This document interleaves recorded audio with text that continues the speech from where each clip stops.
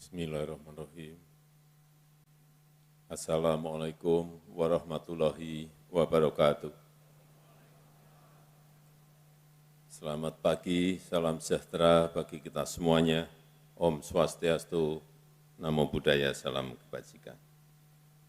Yang saya hormati Ketua dan Pimpinan Lembaga Tinggi Negara, yang saya hormati Ketua dan Pimpinan KPK, beserta Ketua dan anggota Dewan Pengawas KPK, yang saya hormati para Menteri Kabinet Indonesia Maju, para Kepala Lembaga Pemerintahan non-kementerian, yang saya hormati Jaksa Agung, Kapolri, dan Panglima TNI, para Gubernur, Bupati, dan Wali Kota, para pegiat anti korupsi, Bapak Ibu hadirin undangan yang berbahagia.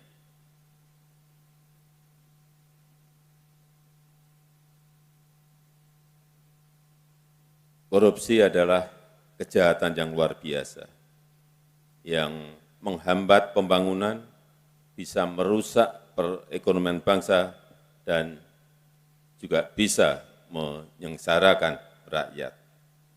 Kita tahu di negara kita, periode 2024 sampai 2022, sudah banyak sekali dan menurut saya terlalu banyak pejabat-pejabat kita yang sudah ditangkap dan dipenjarakan. Tidak ada negara lain yang menangkap dan memenjarakan pejabatnya sebanyak di negara kita Indonesia. Jadi jangan ditepuk tangani. Catatan saya,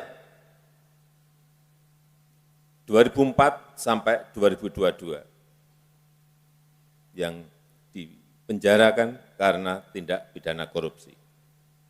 Ada 344 pimpinan dan anggota DPR dan DPRD, 344, termasuk Ketua DPR dan juga Ketua DPRD.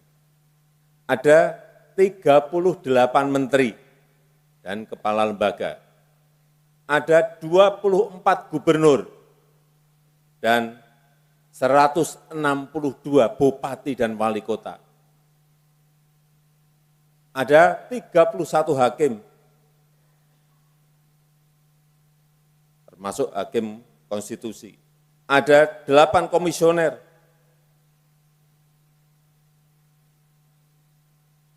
di antaranya komisioner KPU, KPPU, dan KY, dan juga ada 415 dari swasta dan 363 dari birokrat. Terlalu banyak. Banyak sekali. Sekali lagi, carikan negara lain yang memenjarakan pejabatnya sebanyak di Indonesia.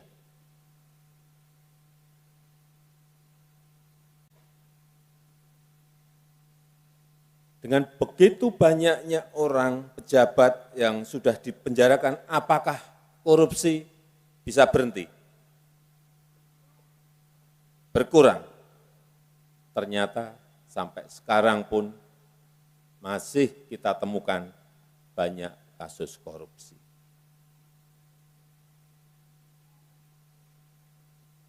Artinya ini kita perlu mengevaluasi total. Saya setuju tadi yang disampaikan oleh Bapak Ketua KPK, pendidikan, pencegahan, penindakan, ya, tapi ini ada sesuatu yang memang harus dievaluasi total.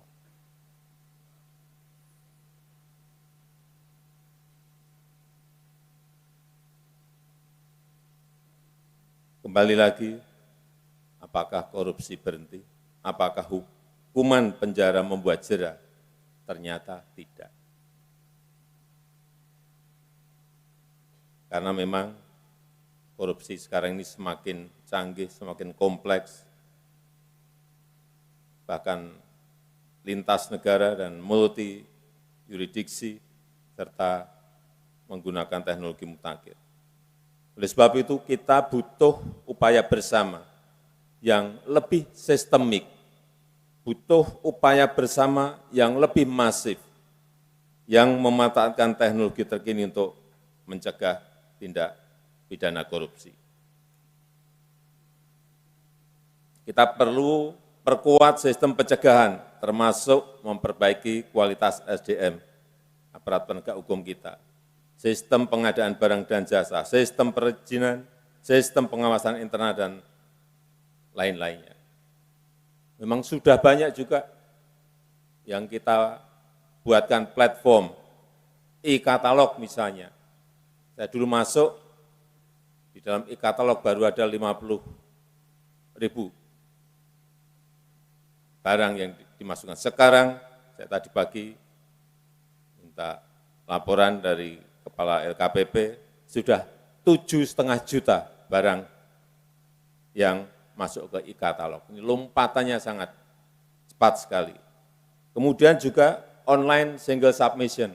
Jangan sampai ketemu pengusaha dengan pejabat. Ini juga sangat membantu. One Map Policy, saya kira memang belum selesai, tetapi sudah 60-70% selesai, dan 2024 ini akan kita selesaikan. Ini akan sangat banyak membantu memagari orang untuk tidak korupsi. Pajak online, saya kira juga sangat bagus. Kemudian sertifikat elektronik juga bagus.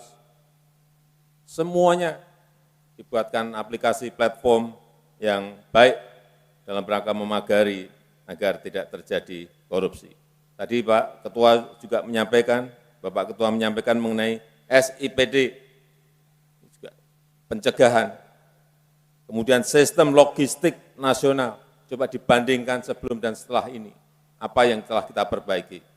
Simbara untuk batu bara dan kemudian nanti akan masuk ke nikel, boksit, ke tembaga, saya kira ini akan juga kita bisa mengontrol berapa banyak sebetulnya sumber daya alam kita yang sudah dieksploitasi, kemudian diekspor dan lain-lainnya. Yang terakhir mengenai penguatan regulasi di level undang-undang, ini juga diperlukan. Apa? Menurut saya, undang-undang perampasan aset tindak pidana ini penting segera diselesaikan.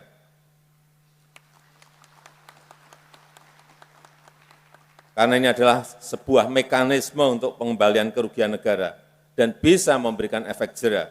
Dan saya harap pemerintah DPR dapat segera membahas dan menyelesaikan undang-undang perampasan aset tindak pidana ini.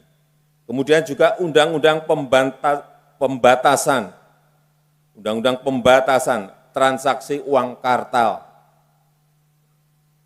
yang mendorong pemanfaatan transfer perbankan. Ini semuanya akan lebih transparan, lebih akuntabel, juga sangat bagus.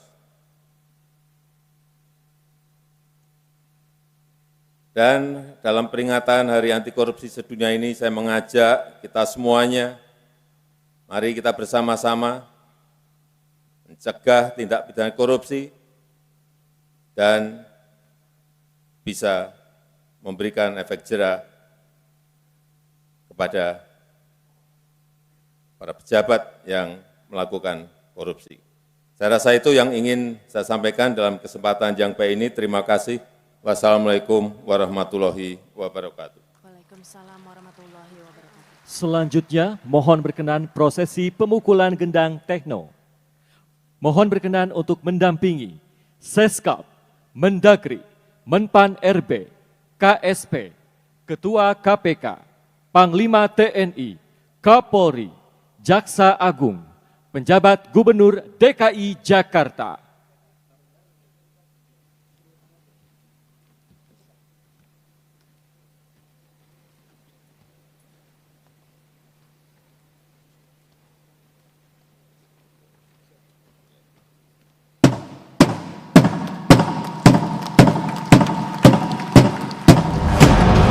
Dengan demikian, gendang Nusantara telah ditabuh sebagai tanda puncak peringatan Hakordia tahun 2023.